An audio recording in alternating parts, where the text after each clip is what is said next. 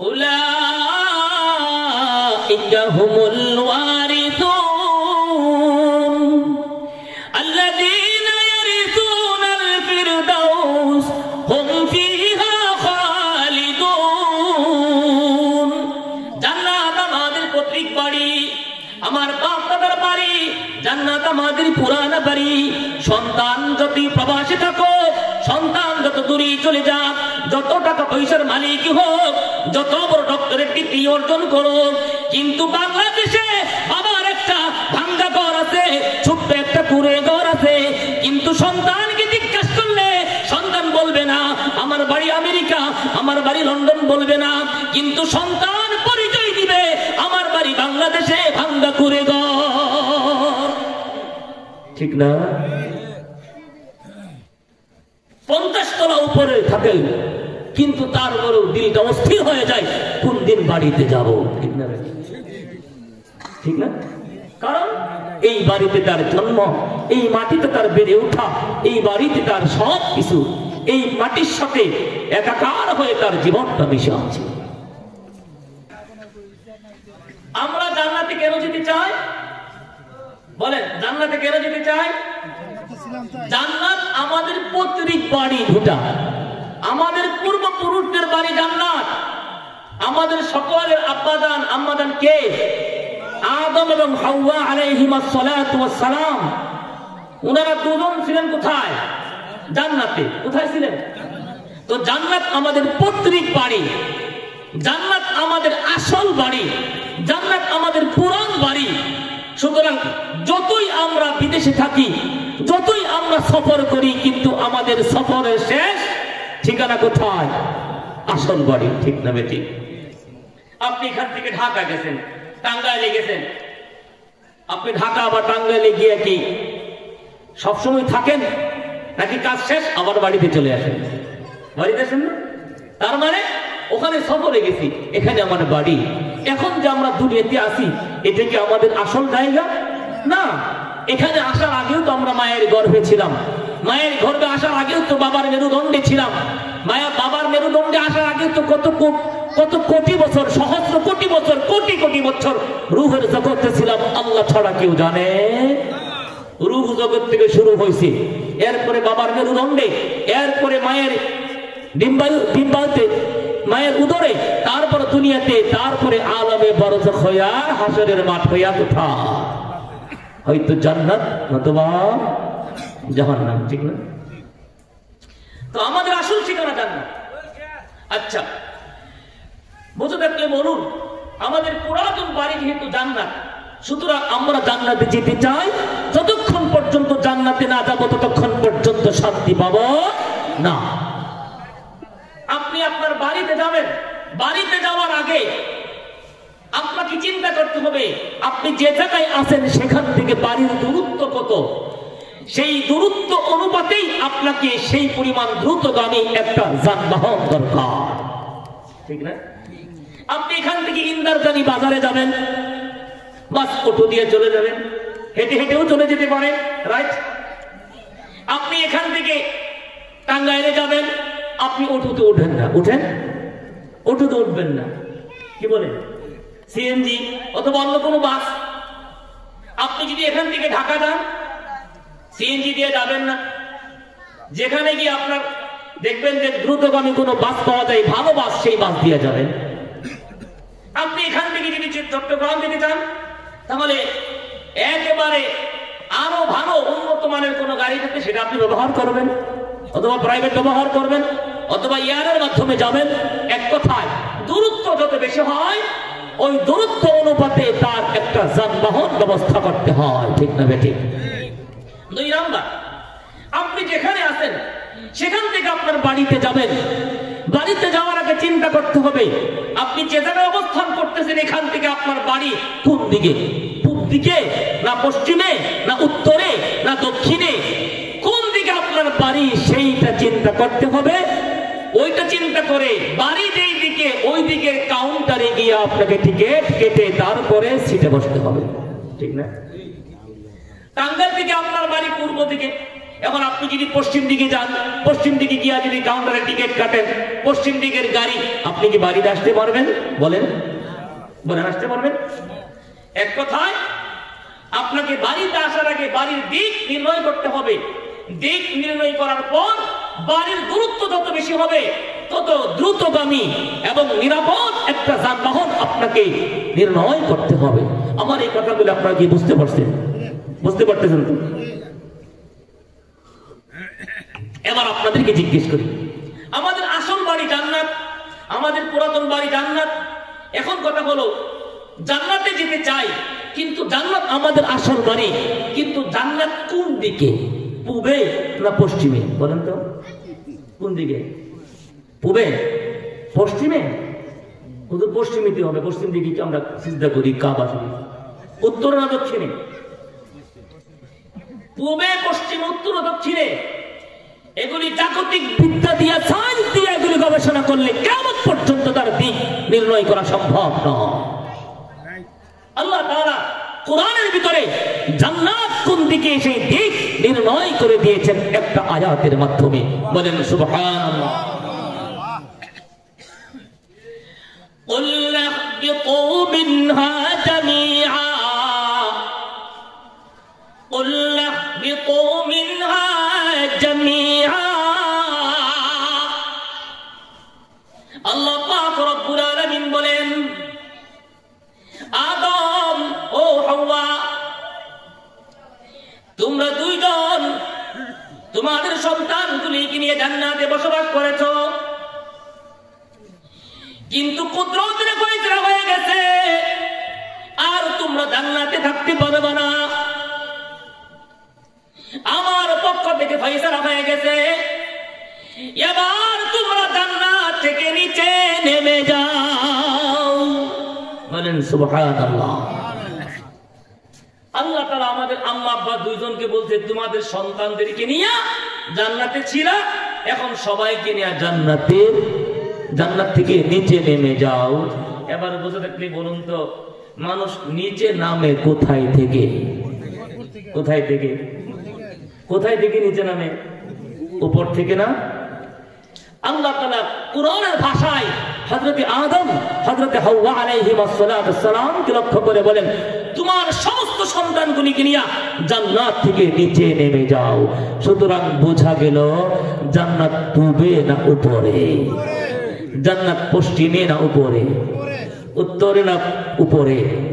দক্ষিণে না উপরে? বুঝলাম আল্লাহ পাক রব্বুল আলামিন বলেছেন জান্নাত হলো উপরে। তাহলে আবার চিন্তা করতে হবে কতটুকু উপরে? যতটুকু উপরে, অতটুকু উপরে উঠার মতন একটা মই যদি বানাইতে পারি, লিফট বানাইতে পারি, তাইলেই তো জান্নাত, ঠিক না? তাহলে নামাজেরও দরকার নাই, রোজারও দরকার নাই, হজেরও দরকার নাই, কালিমারও দরকার নাই। নাউযুবিল্লাহ। কি বলেন? যেমন ফেরাউন বলছিল হামানকে লক্ষ্য করে, ফেরাউন হামানকে বলেছিল, এ হামান, মুসা তাওহীদের দাওয়াত দিচ্ছে, কিন্তু আমি তো জানি আমি ছাড়া এই দুনিয়াতে আর কোন রব নাই। বলে না নাউযুবিল্লাহ। কি বলছিল? ফেরাউন বলেছিল আমি ছাড়া তো পৃথিবীতে আর কোন রব নেই।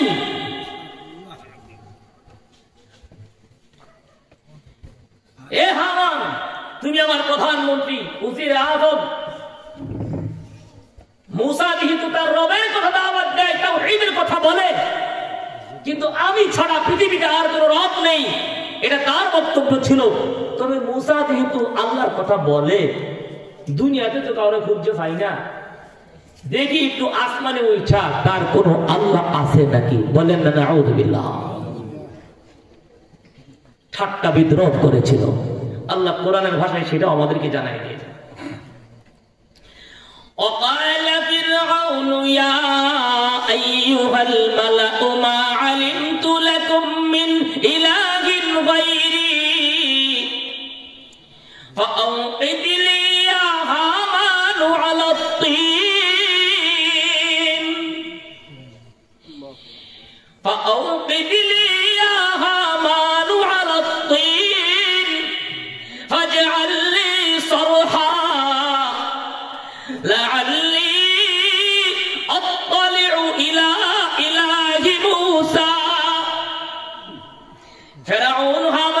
বলেছিল, ও হামান, আমার জন্য মাটি করে ইট বানাও, ইট বানায়া বিশাল উঁচু একটা প্রাসাদ বানাইবা, বিশাল বড় একটা টাওয়ার বানাইবা, ওই টাওয়ারের উপরে উঠবো আমি, সেখানে ওইটা আসমানে উকি দিয়া দেখবো আসমানে মুসার কোন আল্লাহ আছে নাকি। বলেন না নাউযুবিল্লাহ। ফিরআউন বলেছিল বড় একটা বিল্ডিং বানাও, আমি উপরে উঠবো, দেখবো মুসার আল্লাহ আছে নাকি। নাউযুবিল্লাহ। আচ্ছা বলুন তো, কিয়ামত পর্যন্ত এমন কোন যন্ত্র আবিষ্কার করা কি সম্ভব আসমান পর্যন্ত যাবে? আচ্ছা, তাহলে আল্লাহ তাআলা বললেন জান্নাত উপরে। আমরা বুঝলাম কোরআনের ভাষায় কতটুকু উপরে। ওই উপরটা যদি জানতে পারি তাহলে আমাদের জান্নাতে যাওয়া সহজ। শীতের দিনে ওযু করার আমাদের দরকার নাই, কারণ এমন তো মুসল্লির অভাব নাই, নামাজ পড়ে নাই এক ওয়াক্ত, গাঞ্জা খাই 5 ওয়াক্ত, মদ খাই 5 ওয়াক্ত, তারপরে বলে ঈমান বড় শক্ত। এই জাতীয় দুষ্ট মুসল্লি আছে না নাই? এই জাতীয় মুনাফিক মার্কা মুসলমান আছে না নাই? এই সমাজে একটাও নাই।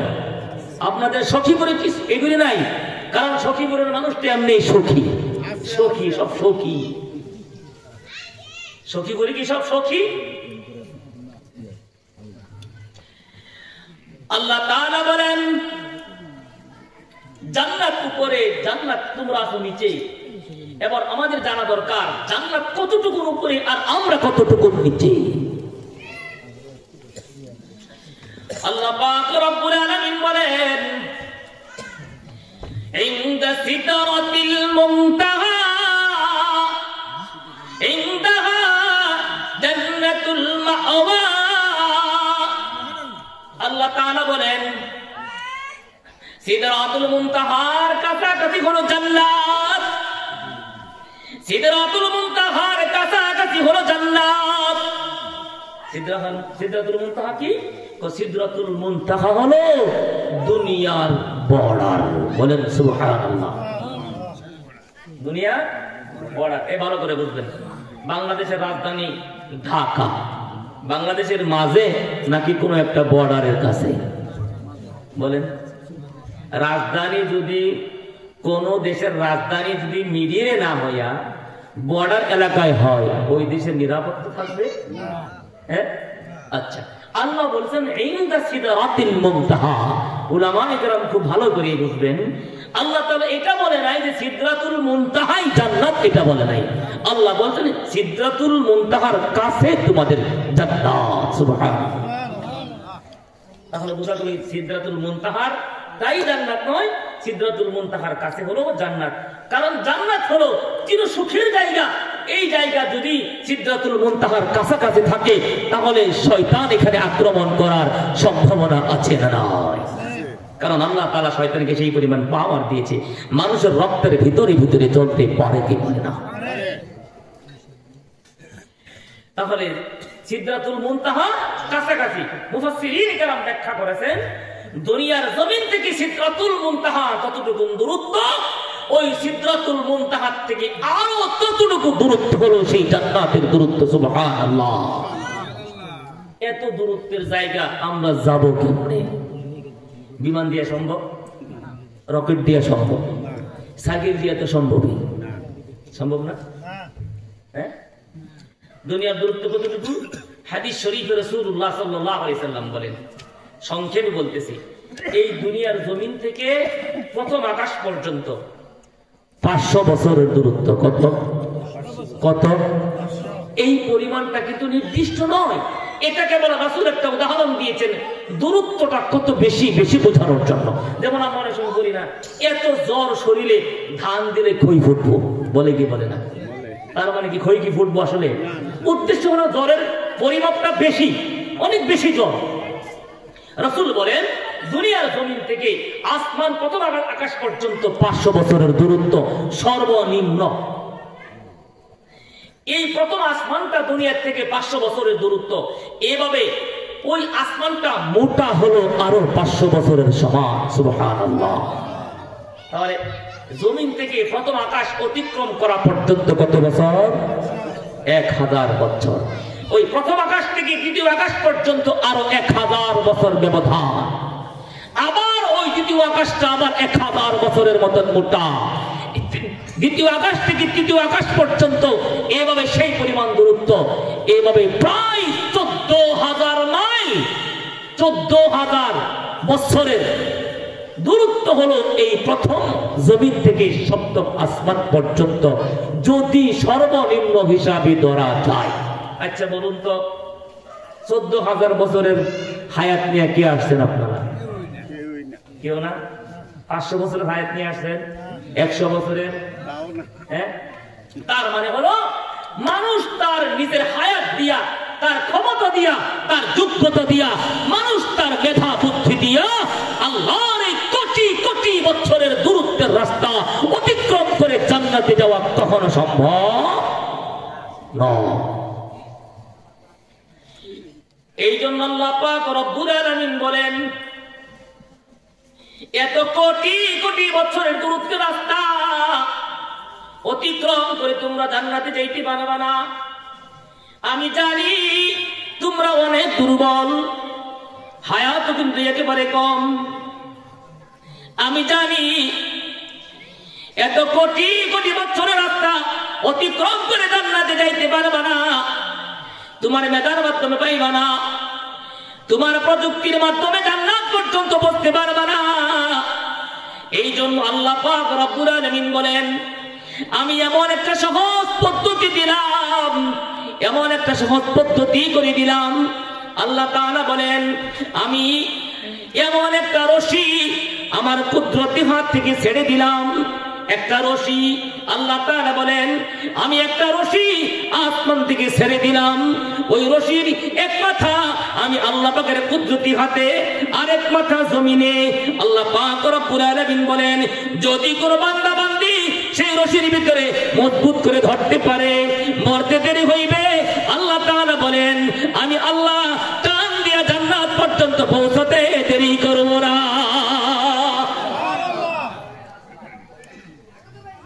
সহজ না কঠিন? জান্নাতের মালিক কে? জান্নাত দিবেন কে? তাহলে জান্নাতে নেওয়ার ব্যবস্থা করবেন কে? বলেন কে? একজন মানুষ যদি নিচে পড়ে যায়, কুয়াত পড়ে যায়, সেখান থেকে উঠানোর জন্য সবচেয়ে সহজ পদ্ধতি কি বলেন তো? একজন মানুষ নিচে কুয়ায় পড়ে গেছে, উপর থেকে সেই মানুষটাকে উঠাবেন, সহজ পদ্ধতি কি? আপনি উপর থেকে যদি একটা বাঁশ ছাড়েন, তাহলে সেই বাঁশটা তার শরীরে মাথায় আঘাত লাগতে পারে কি পারে না? বাঁশটা নিচে গিয়া সোজাসুজি বসবে কিনা তারও সন্দেহ আছে, ঠিক না? এই জন্য সবচেয়ে সহজ পদ্ধতি হলো উপর থেকে একটা রশি ছাইরা যদি নিচে ছেড়ে দেন, তাহলে সেই মানুষটা যদি রশি ধরতে পারে, উপর থেকে যদি কয়েকজনে শক্তি টান দিতে পারে, তাহলে আস্তে আস্তে সেই মানুষটা উঠবে, কোনো ব্যথা পাবে না। রশি যদি মজবুত থাকে কোনো সমস্যা হবে না, মুহূর্তেই সেই মানুষটা উঠবে কি উঠবে না? বলেন, উদাহরণ বুঝছেন? হ্যাঁ, এই জন্য আল্লাহ পাক রব্বুল আলামিন বলেন, ওয়াতাসিমু বিহাবলিল্লাহি জামিআ, ওয়াতাসিমু বিহাবলিল্লাহি জামিআ। ও দুনিয়ার মানুষ, আমি আল্লাহ তোমাদের জন্য জান্নাত বানিয়েছি, তোমাদের কি জান্নাত আমি দিব, কিন্তু তোমরা তোমাদের ক্ষমতা দিয়ে জান্নাতে আসতে পারবে না, তোমাদের মেধা বুদ্ধি দিয়ে জান্নাতে আসতে পারবে না। আমি আল্লাহ তোমাদেরকে জান্নাতে আনার জন্য সহজ একটা ব্যবস্থা করে দিলাম। ও দুনিয়ার মানুষ, নিচে যদি কোনো মানুষ পড়ে যায়, উপর থেকে উঠানোর জন্য সহজ পদ্ধতি হলো একটা রশি ছাড়তে হবে। শুধু রশি ছাড়লেই হবে না, রশি লাগবে মজবুত। মজবুত লাগবে না? যদি রশি হালকা হয়, ছিঁড়ে গেলে কি, যদি পড়ে যায় ক্ষতি বেশি না কম?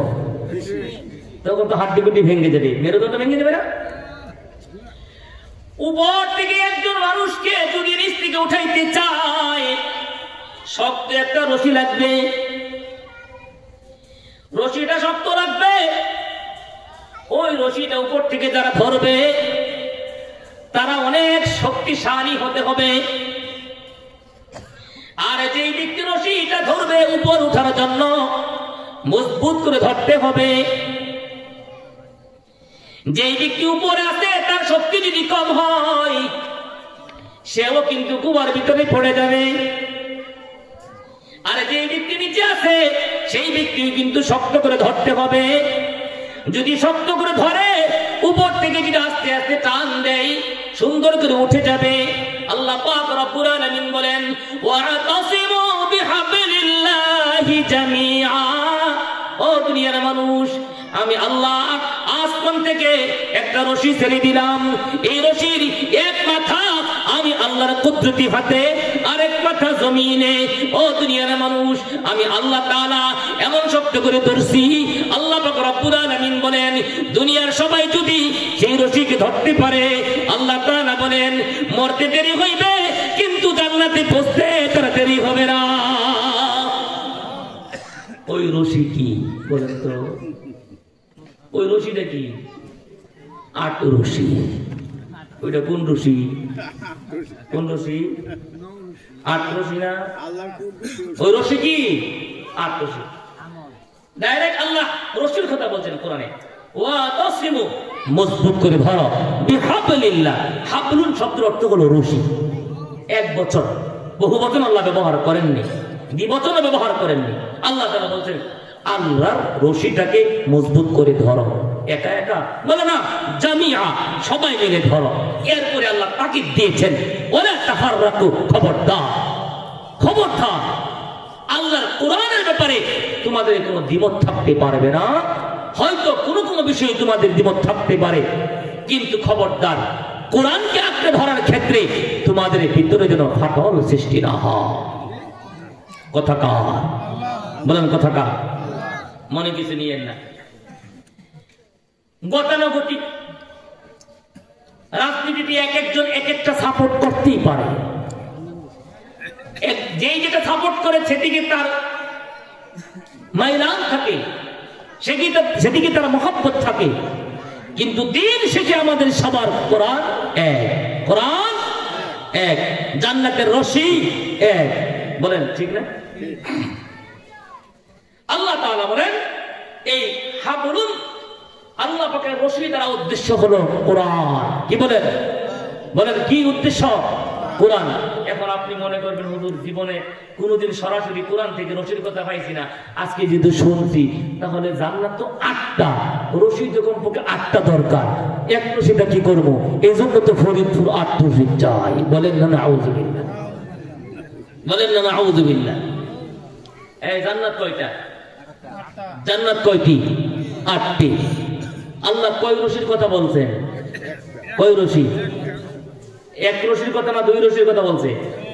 2 রশিও না, 3 রশিও না, 4 রশিও না, 5 না, 6 না, 7 না, 8 না। কয় রশি? এক রশি। قال رسول الله صلى الله تعالى عليه وسلم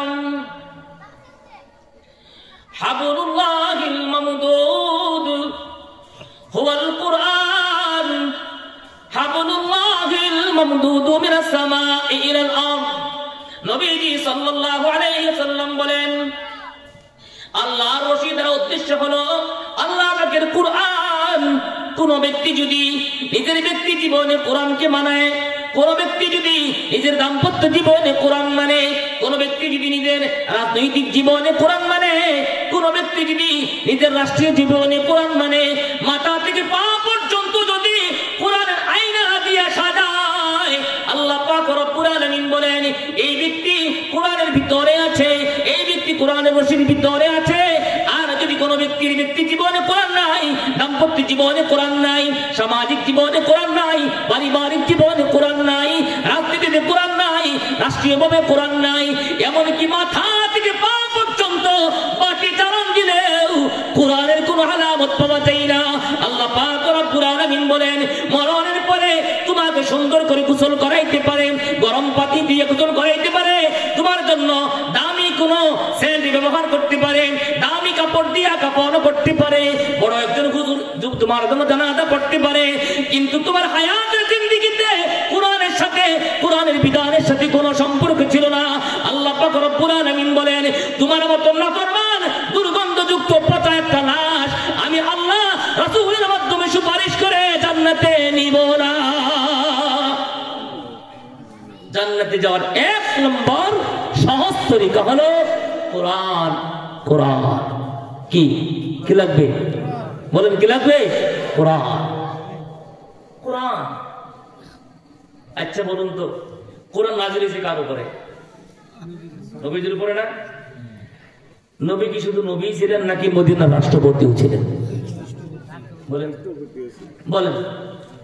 নবীজি মদিনার রাষ্ট্রপতি ছিলেন না এমন কথা কি কোনো বাপের বেটা বলতে পারবে?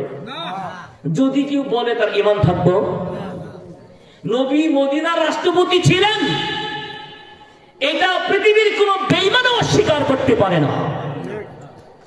বরং নবীজি হিজরত করার পর মদিনাতে গিয়া ইসলামী রাষ্ট্র কায়েম করছেন। আল্লাহ তাআলা বিদায় হজের সময় সেই রাষ্ট্রের মূলনীতি আল্লাহ পাক রব্বুল আলামিন রাসূলের মাধ্যমে পরিপূর্ণ করে দিয়েছিলেন।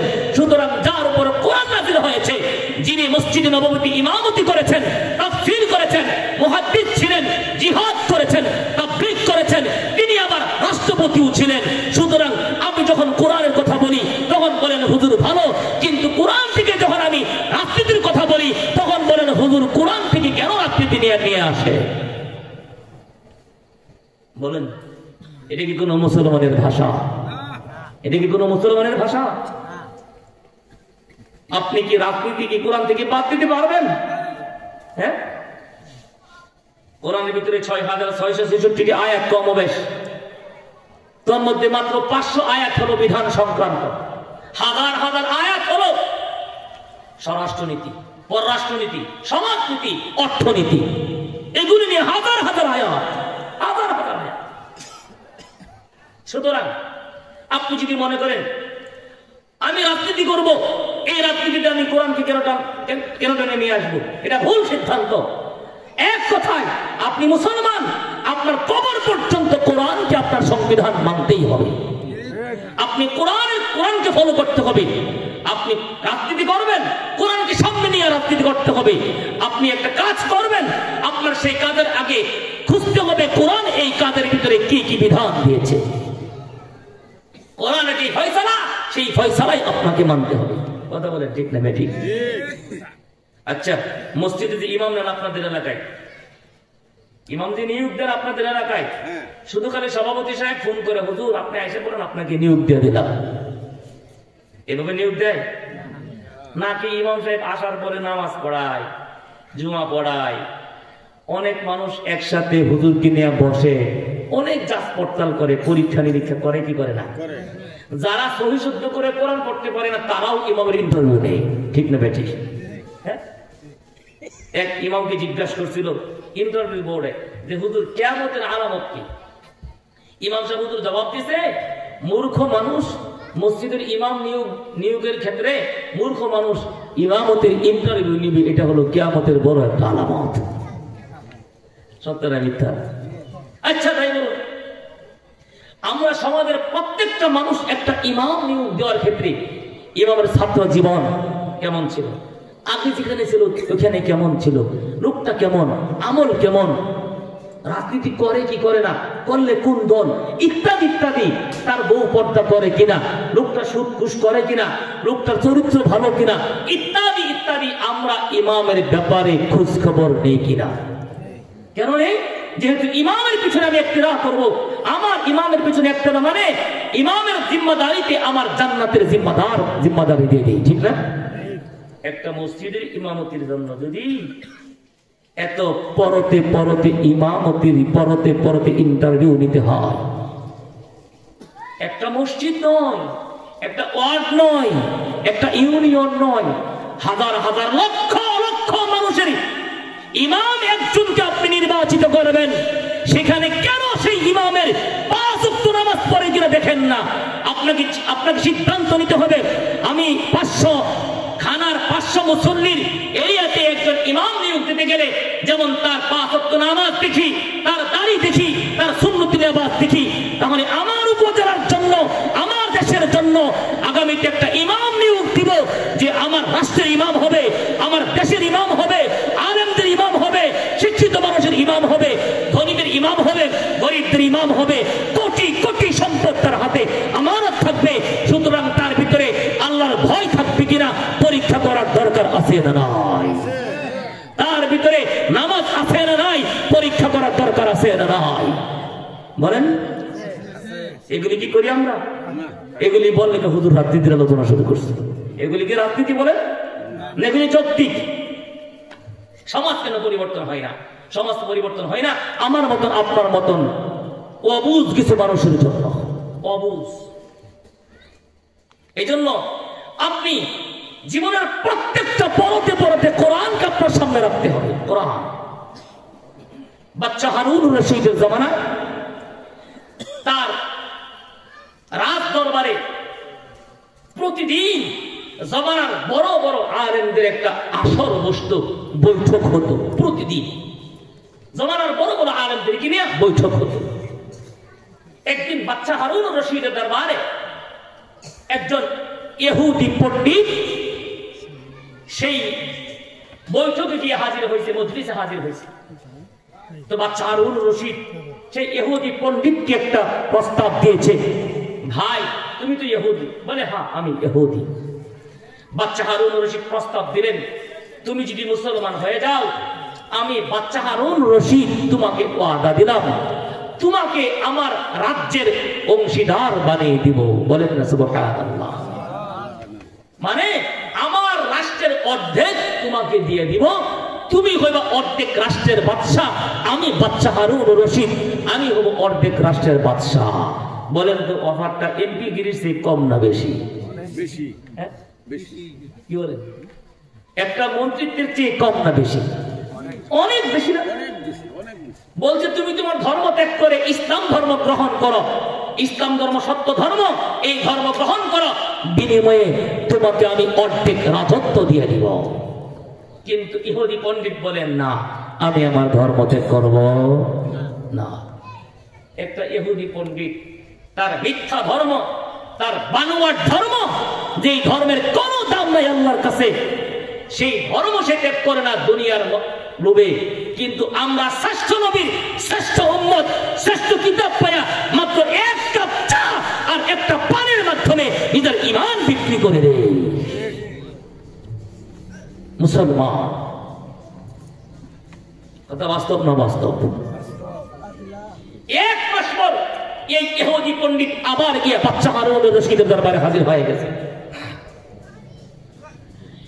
এবার বাচ্চা হারুন রশিদের দরবারে গিয়া ইহুদি পণ্ডিত বাদশাহকে সালাম দিয়েছেন, আসসালামু আলাইকুম ইয়া আমিরাল মুমিনিন। বাচ্চা হারুন রশিদকে সেই ইহুদি পণ্ডিত সালাম দিয়েছেন, কিন্তু ইহুদি পণ্ডিত এবার বাচ্চা হারুন রশিদকে বলতেছেন, ও বাচ্চা, আমি এক মাস পূর্বে আপনার দরবারে এসেছিলাম, আমি ছিলাম ইহুদি পণ্ডিত।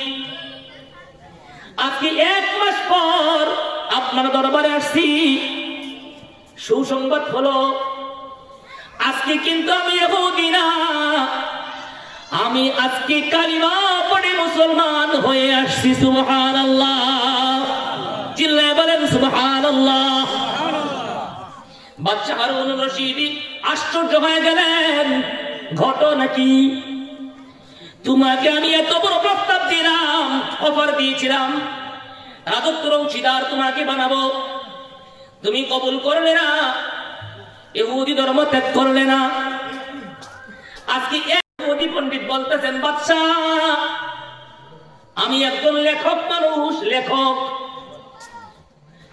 আমি নিজ হাত দিয়া বিভিন্ন ধর্মগ্রন্থ লিখি, এগুলো বিভিন্ন বাজারে বিক্রি করি, এভাবে জীবিকা নির্বাহ করি। আমি নিজ হাত দিয়া একদিন 3টি তাওরাত কিতাব লিখলাম, 3টি ইনজিল কিতাব লিখলাম, 3টি কুরআনুল কারীম লিখলাম, 3 কপি কুরআন, 3 কপি তাওরাত, 3 কপি ইনজিল আমি লিখলাম।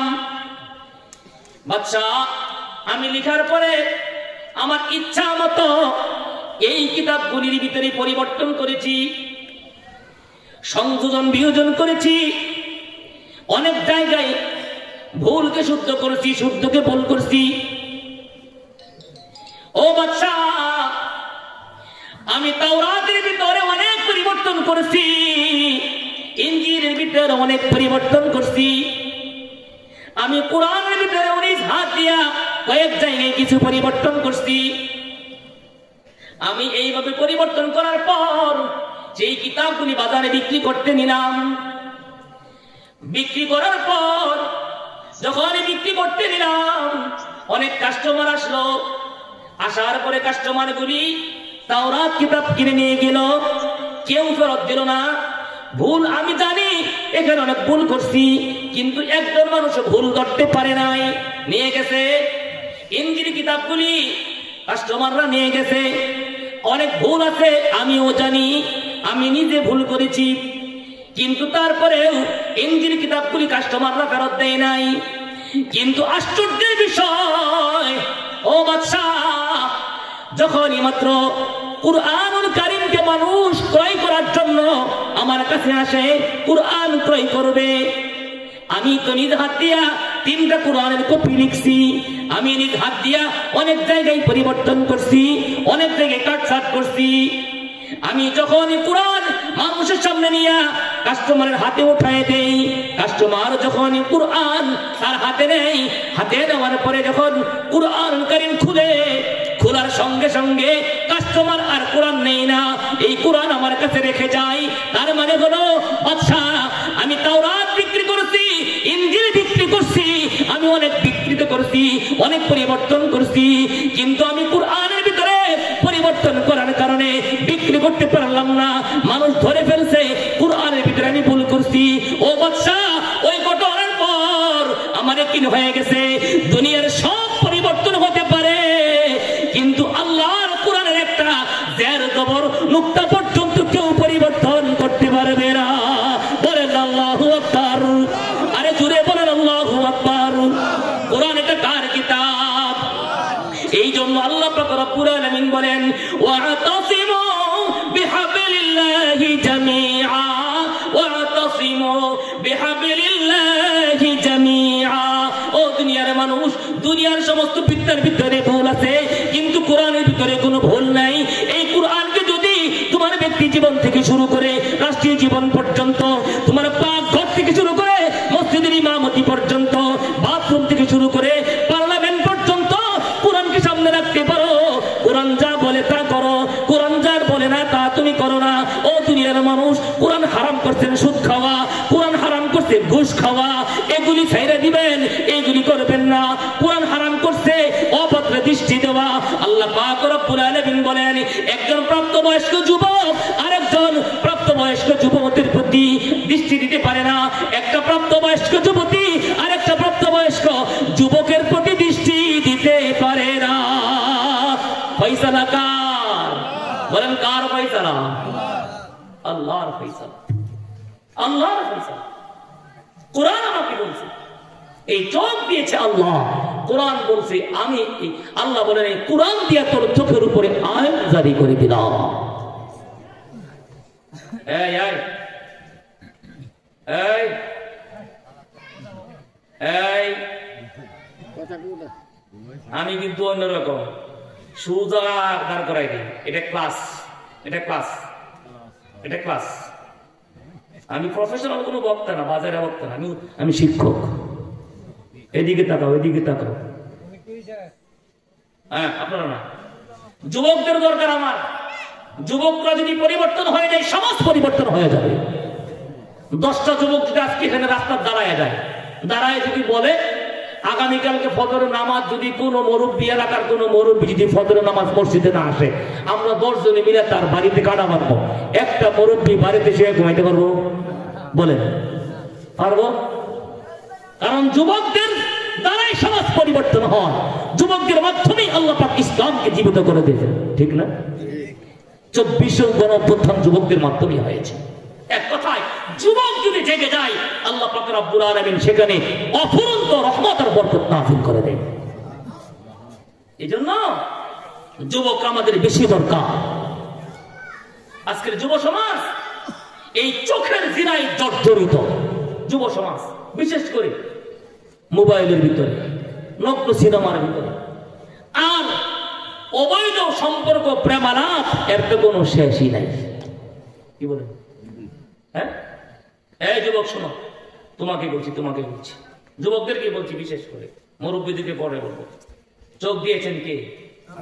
চোখ কে দিয়েছেন? আল্লাহ। চোখের যদি একটু পাওয়ার কমে যায়, পাওয়ার কিনতে চশমা ব্যবহার করি, টাকা লাগে কি লাগে না? যুবকরা যারা সায়েন্সে লেখাপড়া করো, এটা নিয়ে গবেষণা করবা। আল্লাহ তাআলা আমাদের একটা চোখের ভিতরে, এই শুনো, একটা চোখের ভিতরে আল্লাহ তাআলা 13 কোটি পাওয়ার বিশিষ্ট ক্যামেরা দিয়েছেন। সুবহানাল্লাহ। কত? তাহলে দুই চোখে কত? 26 কোটি পাওয়ার বিশিষ্ট দুইটা ক্যামেরা আমার দুই চোখে দিয়েছেন আল্লাহ। 100 পাওয়ারের চশমা কিনলে যদি টাকা লাগে 2000, 5000, 26 কোটি পাওয়ার বিশিষ্ট ক্যামেরা কিনলে সারা জীবনের উপার্জন দিয়েও কি মূল্য পরিশোধ করা সম্ভব? বলেন সম্ভব? কে দিয়েছে? কে দিয়েছে? আল্লাহ। এমনি দিয়েছে। আল্লাহ তাআলা বলেন, এর ভিতরে আমি আল্লাহ আইন জারি করে দিয়েছি, যেদিকে সেদিকে তাকানো যাবে না। قل للمؤمنين يغضوا من أبصارهم ويحفظوا فروجهم ذلك أزكى لهم إن الله خبير بما يصنعون। আল্লাহ তাআলা বলেন, হে নবী, আপনি মুমিন পুরুষদেরকে জানাই দিন, হে মুমিন পুরুষেরা, তোমরা তোমাদের দৃষ্টি অবনত করে রাখবে। চোখ বন্ধ করে রাখতে বলে নাই, বলছে দৃষ্টি নিচের দিকে রাখবে, অবনত করে রাখবে। কোন দিকে? নিচের দিকে। বলুন তো, আমাদের দৃষ্টি থাকে কোথায়? কোথায়? শুধু উপরে? শুধু উপরে না, আর কত দিকে যায়? একেবারে এই পরিমাণ বেহায়াপনা আমাদের সমাজে প্রবেশ করছে। রাস্তাঘাটে ওপেন দাঁড়ায় দাঁড়ায় প্রস্তাব করতেছে, আবার এই দিকে মোবাইল টিপতেছে। আছে না নাই? দেখছেন? শুধু খালি আমরাই দেখি, আপনারা দেখেন না? আমি এগুলো চোখ দিয়ে দেখছি দিকে তো বলতেছি। বাস্তব না বাস্তব? বলুন, এগুলি মুসলমান তো দূরের কথা, এগুলি কোন মানুষের কাজ? কুকুরও তো প্রস্রাব করার সময় সিস্টেমে প্রস্রাব করে, ঠিক না? কুকুরও প্রস্রাব করার সময় সিস্টেমে প্রস্রাব করে, একটা পা উপর করে দেয় যাতে করে সেই প্রস্রাব দিয়ে তার শরীরটা পিছে না যায়। কুকুর যদিও নাপাক, কিন্তু সেও চিন্তা করে আমার প্রস্রাব দিয়ে যেন আমার শরীর নাপাক হয়ে যায়। আশরাফুল মাখলুকাত, শ্রেষ্ঠ মাখলুক আল্লাহ পাক রব্বুল আলামিন সমস্ত মাখলুকের শ্রেষ্ঠ মাখলুক বানিয়েছেন আমাদেরকে, মানুষকে। এরপরে আমরা মুসলমান, এরপরে শ্রেষ্ঠ নবীর শ্রেষ্ঠ উম্মত, কিন্তু প্রস্রাব করতেছি একেবারে সেলু মেশিনের মতন, দিব্যি চলতেছে, নাড়া দিয়া ফ্যানটা বন্ধ করে দেয়। কিন্তু এই যে পোশাকটা নষ্ট হলো, শরীরটা নষ্ট হলো, কাপড় নাপাক হলো, শরীর নাপাক হলো, এইভাবে যতক্ষণ থাকে ততক্ষণ আল্লাহর পক্ষ থেকে গজব নাযিল হয়ে যায়। এইভাবে যদি একটা মানুষ মারা যায়, রাসূল বলছেন এই মানুষগুলি জাহান্নামে, মুক্তির উপায় নাই। নবীজি একদিন সাহাবায়ে কেরামদের কিনে যাচ্ছেন, সাহাবায়ে কেরামদেরকে বলেন থামো, ওই যে দুইটা কবর দেখা যায়। বলেন ইয়া রাসূলুল্লাহ, কি হয়েছে? নবীজি বলেন আল্লাহ আমাকে এই মুহূর্তে জানাইছে এই কবরে আযাব হইতেছে, ওই কবরে আযাব হইতেছে। বলেন ইয়া রাসূলুল্লাহ কেন? রাসূল বলেন এই কবরে আযাব হইতেছে, কারণ হলো এই কবরের ভিতরে যে লোকটারে শোয়ানো হয়েছে, এই লোকটা প্রস্রাব পায়খানার পর পবিত্রতা অর্জন করত না। বলেন নাউযু বিল্লাহ। আমার ধারণা, যদিও এমন ধারণা করা মুসলমানদের ব্যাপারে উচিত নয়, কিন্তু বর্তমান যে চরিত্রের অবক্ষয়, আমাদের নীতি নৈতিকতার যে চরম ধস হয়েছে, এর জন্য এমন ধারণা এখন স্বাভাবিক হয়ে গেছে। প্যান্ডেলের ভিতরে ওয়াজ শুনতেছে, এমনও হতে পারে যে অনেকের কাপড় ঠিক নাই, শরীর ঠিক নাই। বলেন হতে পারে কি পারে? হ্যাঁ কি বলেন? আজকে যুহুর নামাজের পূর্ব মুহূর্তে নিউটনে পরে একটা ছাত্র আমার কাছে গেছে যে হুজুর মাথাটা খুব ব্যথা, অসুস্থ। মানে 1:10 বাজে, আমি অফিস থেকে বের হচ্ছি, ওযু করব, সুন্নত করব, হুজুরের নিউটনে পরে একটা ছেলে এসে হুজুর মাথা ব্যথা করতেছে। আমি দেখি মাথাটা ঝেড়ে দিলাম, বললাম তুমি ওযু করো, নামাজ পড়ো, আল্লাহর কাছে চাও। আমাকে কি বলছে শুনবেন? হুজুর শরীর ফাঁক নাই। কি বলছে? শরীর ফাঁক নাই। আহ আফসোস, মুসলমানের সন্তান, মুসলমানের সন্তান। একটা কুকুর শুকর যেমন 24 ঘন্টা না পাক থাকে, মুসলমানের সন্তান যদি প্রস্রাব পায়খানার পর পাক না হয়, ওই মুসলমান তখন কুকুর শুকরের মতো না পাক হয়ে যায়। অনেক মুসলমান আছে নামাজ পড়তে মনে চাই, আজান যখন কানে ঢুকে, কিন্তু তখন শয়তানে স্মরণ করা দেয় হুজুর কিছুক্ষণ আগে প্রস্রাব করছিলেন, ইন্দ্রজানি বাজারের গলিতে সিফা সাবাইতে প্রস্রাব করছিলেন, দুইটা বাড়ি বেড়ে একবার রাস্তাটা বন্ধ করে দিয়েছেন, আপনি কিন্তু প্রস্রাব করে টিউশন নেন নাই, শরীরটা না পাক, নামাজ পড়বেন কেমনে? তখন মনে হয়ে যায়, তখন বলে যায় নামাজটা আর পড়লাম না। বলে বাস্তব না বাস্তব? এই জন্য শরীর পাক রাখবেন, নামাজ পড়া সহজ হবে ইনশাআল্লাহ। 2 নাম্বার, চোখটাকে অবনত করে রাখবেন। আল্লাহ তাআলা 14 জনকে দেখার অনুমতি দিয়েছেন। এই 14 জনের বাহিরে 15তম কাউকে দেখা আমার আপনার জন্য হারাম করেছেন কে? কে? আল্লাহ। আচ্ছা বলুন তো, চাচাতো বোন, মামাতো বোন, খালতো বোন, তালতো বোন, ফুফাতো বোন, এগুলো দেখা জায়েজ না জায়েজ? হ্যাঁ, আচ্ছা এই একটা উদাহরণ দিই। মনে করেন আপনার ভাই, আপন চাচাতো ভাই, আপনার আপন চাচাতো ভাই থাকে বিদেশে, দেশে আসছে ছুটিতে। আপনার একটা কলিজার টুকরা মেয়ে, সামনে এসএসসি পরীক্ষার্থী, তো সম্পর্কটা চাচা ভাতিজি, ঠিক না? চাচা ভাতিজি সম্পর্ক, আপন চাচার মতনই তো, কিন্তু আপন তো আর না। আপনার আপন চাচাতো ভাই, তো আপনার মেয়েটা নিউটনে পড়ে, এখন আপনার চাচাতো ভাই দেশে আসছে, আসার পরে বলছে ভাই সামনে তো ভাতিজির এসএসসি পরীক্ষার্থী, তাহলে ভাতিজির কিছু শপিং করে দেই, তাকে একটু সখীপুর বাজারে নিয়ে যেতে চাই, তার একটা ড্রেস কিনবো, কিছু জুতা কিনবো, কিছু মার্কেট করে দিব। বলুন তো সমাজের মানুষ এটা কি খারাপ চোখে দেখে? হ্যাঁ, বরং এটাকে আরো কি করে গর্বের মনে করে, দেখছো আমার চাচাতো ভাই, কিন্তু তারপরে আমার মেয়েটারে নিজের মেয়ের মতন আপন মনে করে, নিজের মেয়ের মতন মহব্বত করে, তার মেয়েটার জন্য যেমন মার্কেট করে দেয়, আমারটা এরকম মার্কেট করে দেয়। এটা গর্ব করে না? মুসের ভিতরে তেল লাগাইয়া, পাওয়ার উপরে পাও উঠাইয়া, এক হাতে সিগারেট আরেক হাতে চা নিয়ে নিয়ে টানে আর নাচে। দেখছো আমারও একটা চাচাতো ভাই, তোরও তো চাচাতো ভাই, তোরটা তো খবরই না। আমার চাচাতো ভাইটা বিদেশ পয়সা 10,000 টাকা খরচ করে আমার মেয়েটারে নিয়ে গিয়ে সখীপুর বাজার থেকে মার্কেট করে দিয়েছি। সমাজের চোখে এটা কি খুব ভালো মনে করে, ঠিক না? ঠিক। কাজটা হারাম না হালাল? হারাম না হালাল? কেন হারাম? তখন যদি ইমাম সাহেব হুজুর বলে বা সমাজের অন্য কোন মুসলমান বলে হাদি সাহেব কাজটা ভালো করেন নাই, ভালো করেন নাই মানে এ কি বলছেন আপনি? আপনার মতন খারাপ নাকি? আপনার মনে কুটিলতা, হের মনে কুটিলতা আছে, বুঝেন নাই? বলে কি বলে না? আল্লাহ পাক জানে কি জানে না? কোন জায়গায় আগুন লাগলে নষ্ট হবে, কোন জায়গায় আগুন লাগলে নষ্ট হবে না, এটা আল্লাহ জানে কি জানে না? নারী পুরুষ হলো মোমের আগুনের মতন, লাগলেই গলবে, আল্লাহ জানে। হযরতে ফাতেমাতুজ জাহরা রাদিয়াল্লাহু তাআলা, নবীর কলিজার টুকরা মেয়ে, জান্নাতের নেত্রী, কার কাছে বিয়ে দিয়েছিলেন? হযরত আলী মুর্তজার কাছে। হযরত আলী রাসূলের জামাই, শুধু কি জামাই, আপন চাচাতো ভাই, আপন চাচাতো ভাই।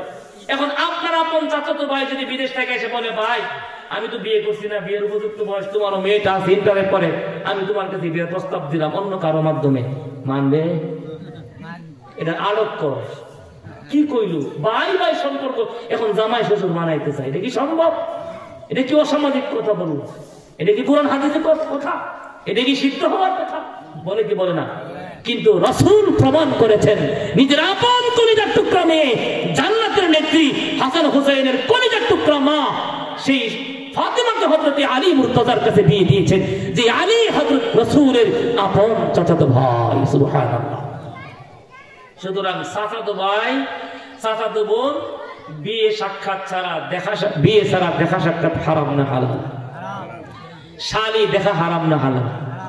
মামাতো বোন খালতো বোন চাচাতো বোন এগুলো দেখা হারাম না হালাল? এগুলি করেন কি করেন না?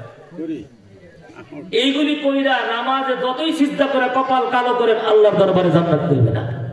লা ইয়াদখুলুল জান্নাতা দায়ুস, দায়ুস জান্নাতে যাবে না। সাহাবারা জিজ্ঞেস করছেন হুজুর দায়ুস কে?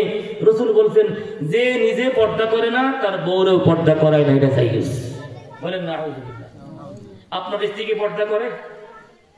কোরআন থেকে মিলান, আপনার দাম্পত্য জীবনে কোরআন মিলান, আপনার স্ত্রীকে পর্দার ভিতরে রাখার আইন করে দিয়েছেন কে?